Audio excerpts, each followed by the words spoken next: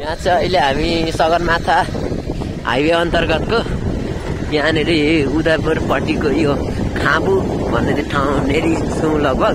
यहाँ चाहिँ देख्न सक्नुहुन्छ तपाईँहरूले, यहाँ पिच बनाएको हो कि के बनाएको हो, यो एकै वर्षमा पकाएर लगेको छ। यहाँनिर देख्न सक्नुहुन्छ यहाँ छ, यहाँ पिच यहाँदेखि उता सब लगाएर लगेको छ। माथि पनि हालत त्यस्तै छ। यो के हो भने सरकारी बजेटबाटै बनाएको होला सायद। यो धेरै टिक्नुपर्ने यो के हो, यो मान्छेहरूले गुणस्तर चेक गर्न नसकेको हो कि यहाँनिर सरकारवाला निकायहरूले के कमजोरी हो कि के हो। यो ठेकेदार कम्पनीले पनि के गरेको,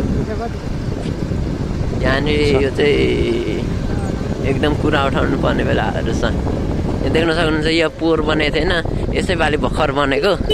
यहाँनिर देख्न सक्नुहुन्छ बाढीले बगाएर लगेको।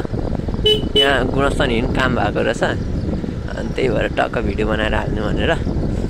यो चाहिँ सगरमाथा राजमार्ग अन्तर्गतको यहाँनिर उदयपुर साइड यता खाबुनेरीको बाटो हो। यहाँ चाहिँ ठाउँ ठाउँमा दुलो परेको छ, यहाँ सब पानीले बगाएर लगेको छ।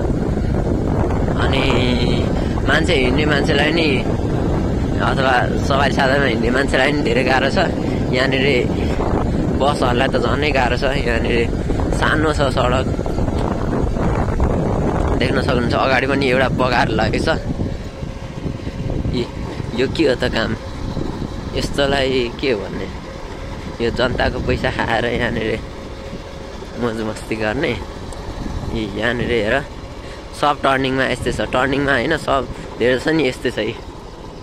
के हो त यो चाहिँ सरकारवाला निकायहरूले यहाँ चाहिँ अनुसन्धान मतलब यहाँनिर अनुगमन गर्नु जरुरी थियो, तर यहाँ नगरे जस्तो छ।